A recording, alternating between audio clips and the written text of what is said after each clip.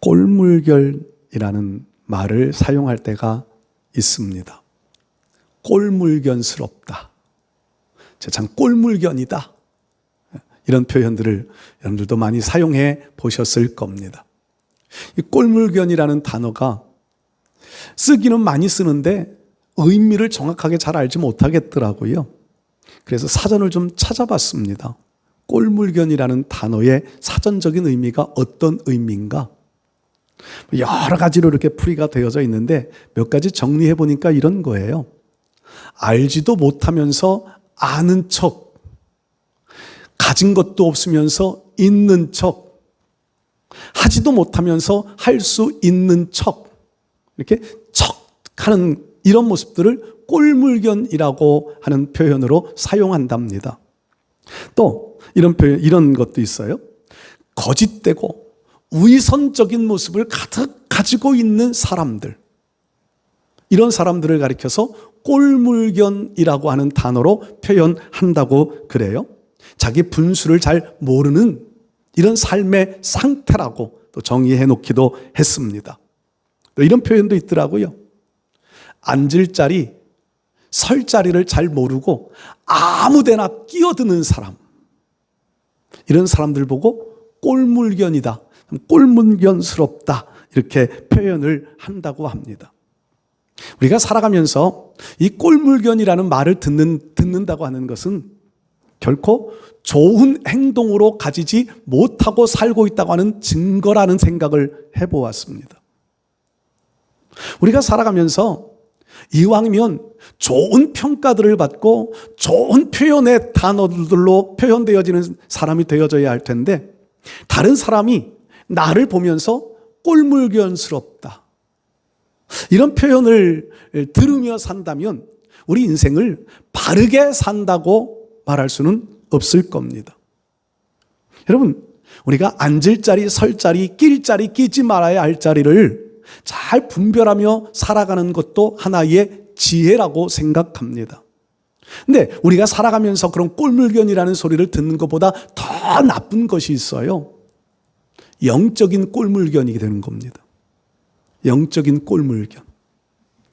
신앙인이 신앙인으로서 신앙인답게 살아가야 되는데, 신앙인이라고 하는 이름은 가지고 있으면서도 신앙인들의 욕을 먹히며 살아가는 사람들. 우리 시대에는 그런 사람들이 참 많습니다. 신앙인이라고 하는 타이틀은 가지고 있지만 마음이, 내면이 신앙인답지 못합니다. 그러다 보니까 신앙인의 위선을 다 가지고 살고요, 거짓으로 가지고 살아갑니다. 하나님의 뜻을 생각하지 아니하고 인간의 욕구, 인간의 감정, 세상 경영 방식, 세상의 논리들을 가지고 교회에 적용시켜가며 교회를 세상에 욕되게 만드는 일들도 많이 있습니다. 신앙의 꼴물견들이지요. 이런 신앙의 꼴물견들을요, 성경적인 표현으로 바꾸어 보면 이런 표현을 생각이 나요. 고린도전서 10장 말씀에 보면 선줄로 생각한 자는 넘어질까 조심해라.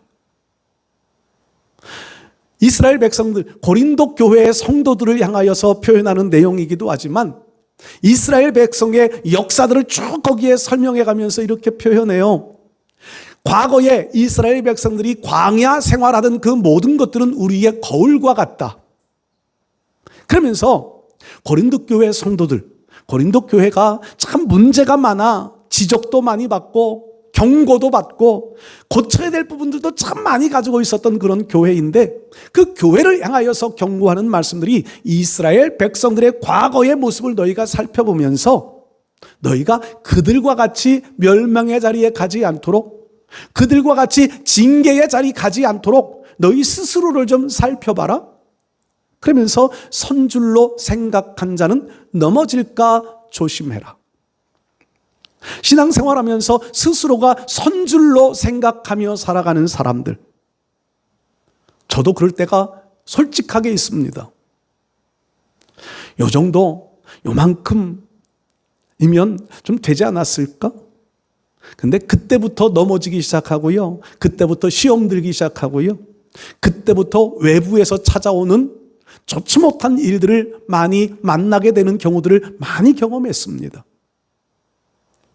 선줄로 생각하는 사람 되지 말고 우리는 믿음의 사람으로 계속 전진해가는 신앙이 되어져야 할 줄로 믿습니다. 제가 그래서 이륜 자전거를 여기에 표현해 놓았어요. 워낙 컴퓨터를 잘 못 쳐가지고요. 어떻게 치다 보니까 이류 자전거가 돼버렸네요. 삼류 자전거도 있잖아요. 이륜 자전거, 바퀴 2개짜리요. 어릴 적에는 바퀴 3개짜리 자전거를 타보신 경험 있으실 거예요. 바퀴 3개짜리는요, 넘어지지 않습니다. 쉽게 넘어지지 않습니다. 그냥 서 있어도 그 자리에 있고요. 좀 이렇게 가도 쉽게 넘어지지 않습니다. 왜냐하면 어린 아이들이 탈 때 자꾸 넘어지면 다치니까 다치지 말라고 안전하게 바퀴 3개짜리를 사서 아이들에게 타게 시킵니다. 근데 성인이 되어져서는요, 3륜 자전거 타시는 분들은 별로 못 봤어요. 2륜 자전거지요. 오토바이도요, 안전하게 바퀴 3개짜리 만들어 놓으면 좋을 텐데 다 2개짜리를 만들어 놓았어요. 왜냐하면 속도가 있어야 되기 때문이에요. 속도. 그래서 2륜 자전거를 만들고 2륜 오토바이를 만들게 됐다고 저는 생각이 되는데, 2륜 자전거, 저는 어릴 적에 자전거 배우면서 참 아픈 기억들이 많아가지고요. 2륜 자전거를 타려면 제자리에 서 있으면 절대로 2륜 자전거가 똑바로 서 있지 않습니다. 자꾸 넘어집니다. 다 경험해 보셨을 거예요. 근데 이 자전거를요, 천천히 가든 빨리 가든 페달을 조금씩 밟으면 중심을 잡고 자전거가 넘어지지 않고 앞으로 전진해 갑니다. 속도가 붙을수록 중심이 잘 잡힙니다. 속도를 늦출수록 중심이 흔들립니다. 천천히 가면 넘어질 위험성이 많은데 빨리 갈수록, 빨리 가다가도요, 장애물을 만나면 사고가 되지요. 근데 어쨌든 저는 우리 신앙생활을 그렇게 비유해 봅니다.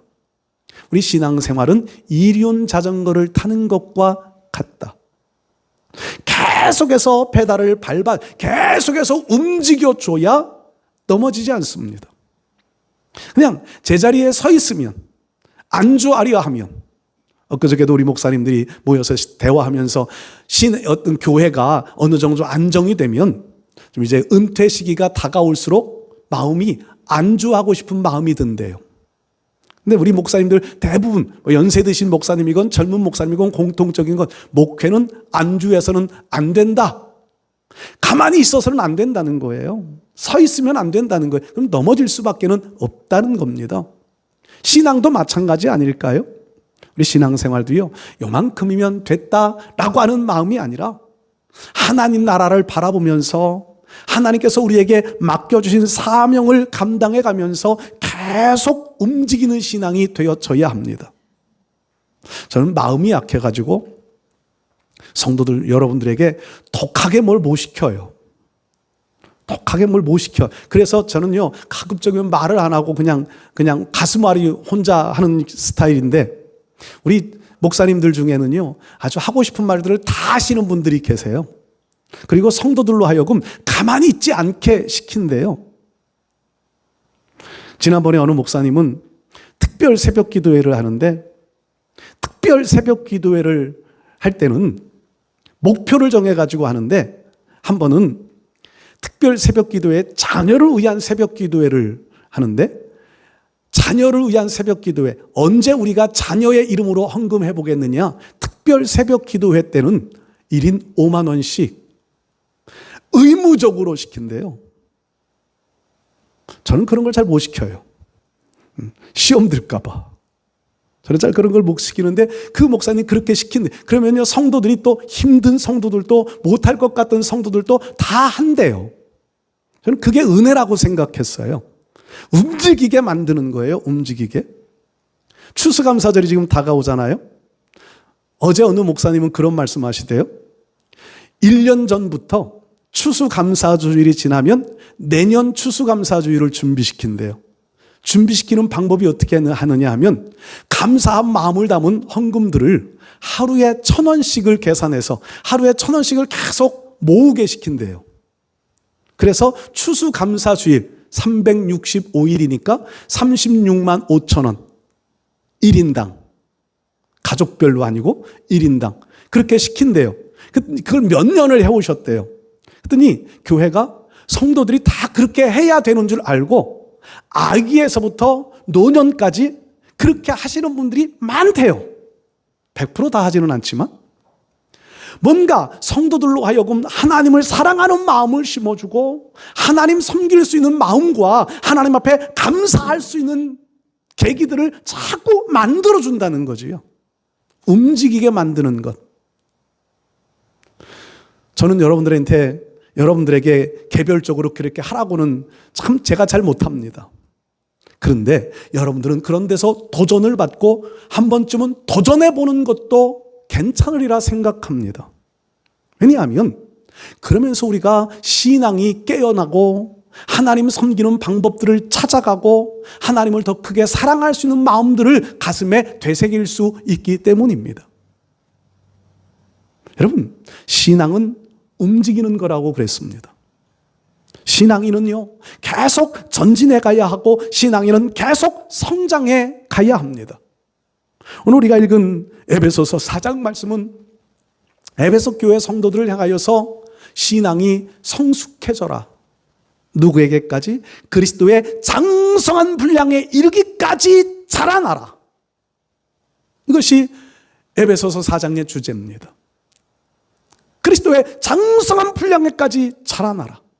어린아이와 같은 수준에 머무르지 말고 우리 신앙은 계속 자라나는 신앙이 되어져야 한다는 겁니다. 그러면 우리가 어떻게 신앙이 자라나야 할까요? 어떤 마음, 어떤 생각, 어떤 목표로 우리 신앙이 자라나야 될까요? 저는 이 본문 말씀에서 또 에베소서 4장의 뒷부분까지 연결되어진 말씀들을 통하여서 우리가 주님과 함께 가는 신앙인으로서 우리 신앙이 성숙되어져 가는 그리스도의 장성한 분량에까지 이르를 수 있는 성숙한 신앙이 되어져 가기 위한 우리들의 목표들을 한번 생각해 보려고 합니다. 첫 번째로요, 신앙이 성숙해야 되는데 오늘 신앙의 성숙의 방법을 제시하는데 부름에 합당하게 살아가야 한다고 말씀합니다. 본문 1절에 그렇게 기록되어져 있잖아요. 너희가 부르심을 받은 일에 합당하게 행하라. 하나님께서는 우리를 목표들을 가지고 부르십니다. 하나님만이 가지고 계신 목표가 있습니다. 우리뿐이었을까요? 성경에 나오는 수많은 믿음의 사람들 이름들이 거론되어지는데 그 한 사람 한 사람을 하나님께서 부르실 때는 그들 각자를 향한 목표들을 가지고 부르셨습니다. 이 말을 받고 우리는 많이 듣는 말들 이렇게 말씀을 듣지요. 하나님은 언제나 사람을 통하여 일하신다는 겁니다. 하나님은 전지전능하신 분이시기에 사람 없어도 우리가 없어도 얼마든지 하나님의 일을 행해 가실 수 있습니다. 그런데 하나님께서는요, 모든 시대의 역사 속에서 하나님의 사람들을 부르셔서 하나님의 일을 이루어 오셨습니다. 아브라함을 부르십니다. 갈대아 우르에 살고 있던 아브라함을 부르십니다. 아브라함에게는 이런 복을 약속하시지요. 내가 지시할 땅으로 가라. 내가 너의 후손을 하늘의 별과 같이 바다의 모래와 같이 많게 해주겠다. 그리고 네가 밟는 땅을 너에게 주겠다. 너를 복이 되게 하겠다. 하나님은 아브라함에게 목표를 설정해 주세요. 그 속에는요, 아브라함에게 주는 비전일 뿐만 아니라 하나님이 가지고 계신 계획도 있습니다.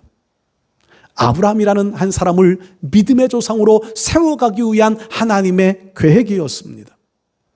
그리고 아브라함은 그 부름에 합당하게 살아갑니다. 때로는 자기의 계획도 있고 자기의 감정도 있고 자기의 노력을 이루는 것 같지만 그러나 결국 아브라함의 생애를 총괄적으로 정리해보면 하나님 앞에 부름에 합당하게 산 인생이었다는 것입니다. 하나님은 모세라는 사람을 부르십니다.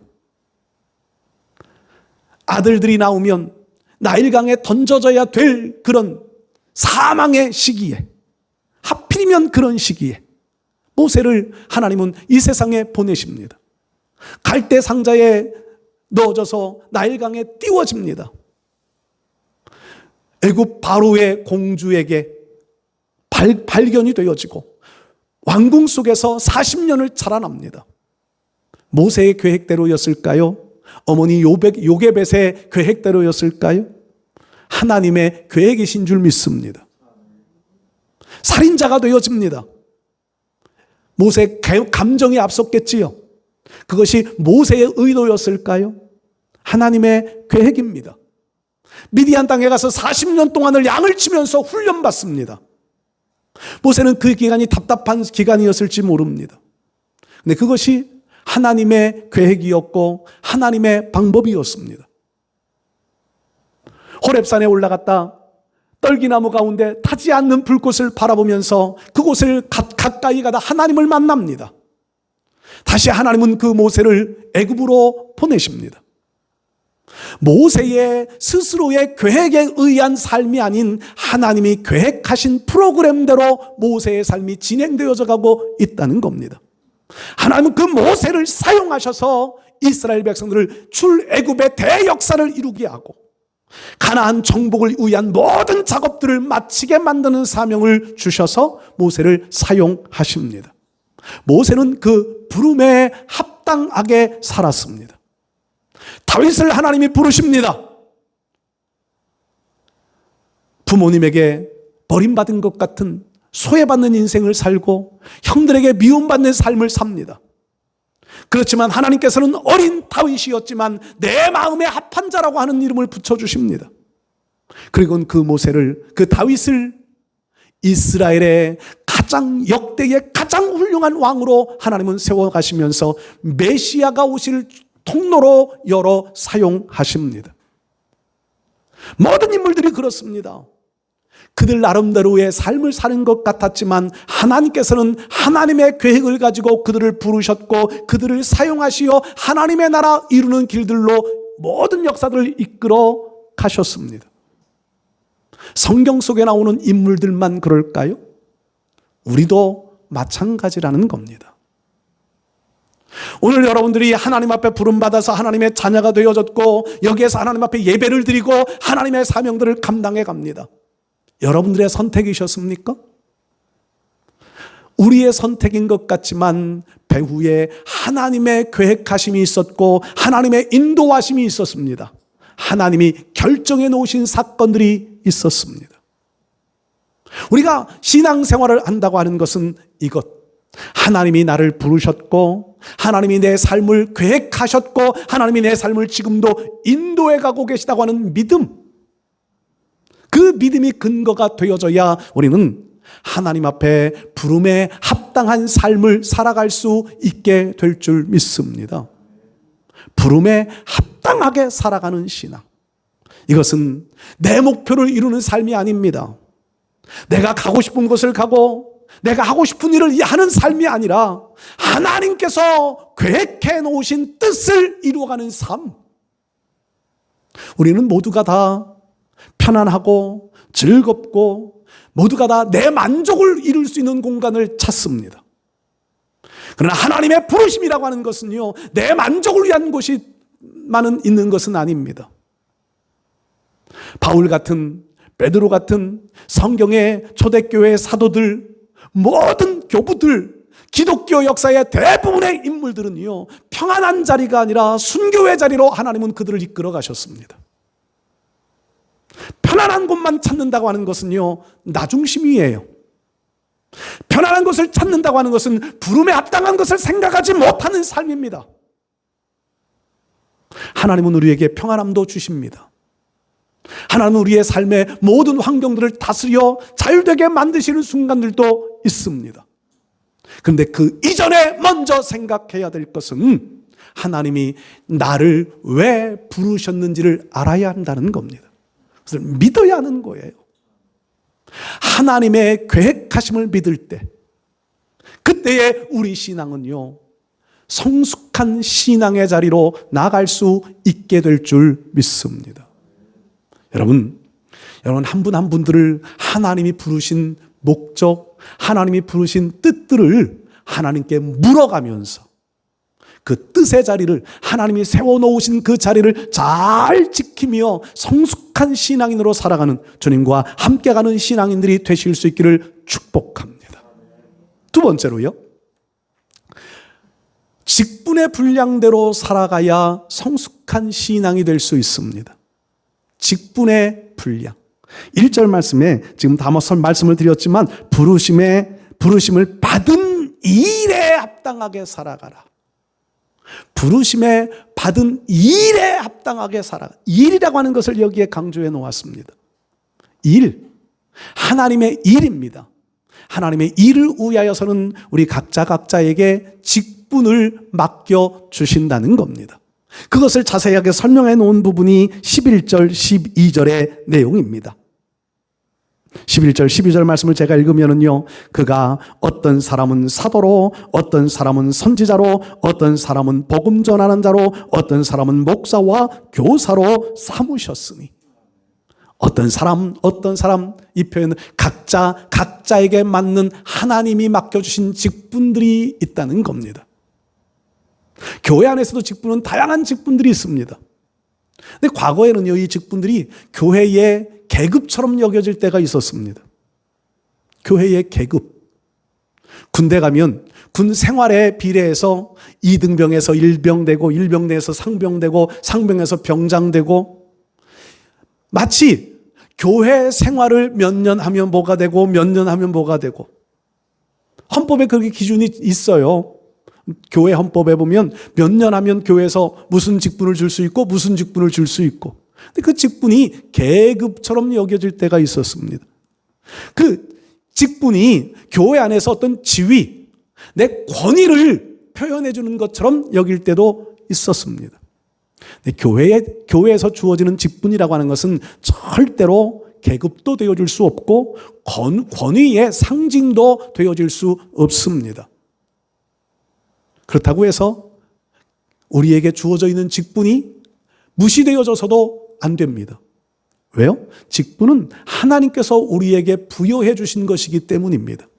물론 교회에서 담임 목사가 이렇게 선별을 하고, 성도들이 투표를 하고, 임직식을 하고, 이러면서 직분이 주어져 사람에 의한 직분처럼 여겨질 수도 있겠지만, 직분은 하나님께서 부여해 주신 것이라고 성경은 분명하게 말씀하잖아요. 하나님께서, 그가 하나님이에요. 하나님께서 어떤 사람에게는 교회의 어떤 회에 의하여서 결정되어진 직분이 아니라 하나님께서 정해놓으신 직분들을 교회에서 수행한 것뿐이라는 겁니다. 그러면요, 이 직분이 얼마나 소중한지를 우리는 알아야 되는 거예요. 여러분들이 받고 계신 직분들은 하나님이 나를 충성되이 여기어 나에게 이런 직분을 맡겨주셨다고 하는 것을 믿어야 합니다. 이런 믿음이 없으면요, 우리는 직분을 너무 가볍게 여겨요. 소중하게 여기지를 못합니다. 그 소중하게 여기지 못하면 결국 달란트를 묻어놓은 것과 같은 그런 행위로 나타나게 될 것이고요, 주님 앞에 서는 그날에 악하고 게으른 종이 되어줄 수밖에 없을 겁니다. 우리 사랑하는 성도 여러분들, 하나님께서 내게 부여해 주신 직분의 소중함을 알아야 합니다. 그 직분에 맞는 신앙인의 삶을 살아가야 우리 신앙은 성숙해져 갈 수 있습니다. 12절 말씀도 한번 다시 보실까요? 이는 우리에게 직분을 맡겨주신 목적이에요. 이는 성도를 온전하게 하며 봉사의 일을 하게 하며. 나도 봉사자가 되어지고 다른 사람도 봉사자가 되어지는 거지요. 더 중요한 것은 그리스도의 몸을 세우려 하심이라. 하나님께서 우리에게 부여해 주신 직분은, 하나님이 계획하신 목적은 분명합니다. 직분을 부여해 주신 목적은요, 그리스도의 몸을 세우는 겁니다. 내 어떤 영역을 넓혀가는 것 아니에요. 짐승들은 자기 영역을 표시하잖아요. 내 영역을 넓혀가는 것 아닙니다.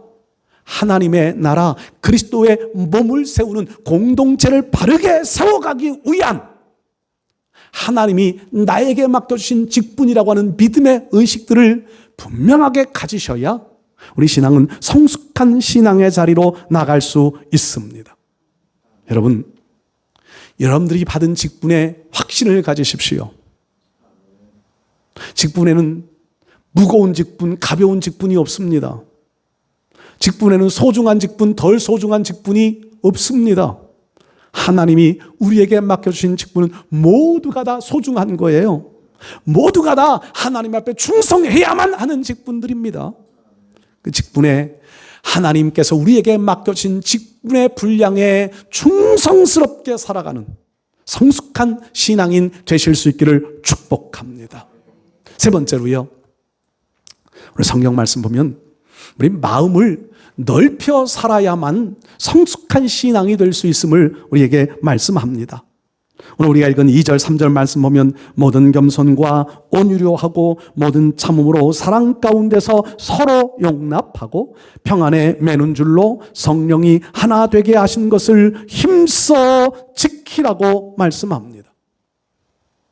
이 말씀을 곰곰이 묵상하니까 한 단어로 표현해 보니까 이거예요.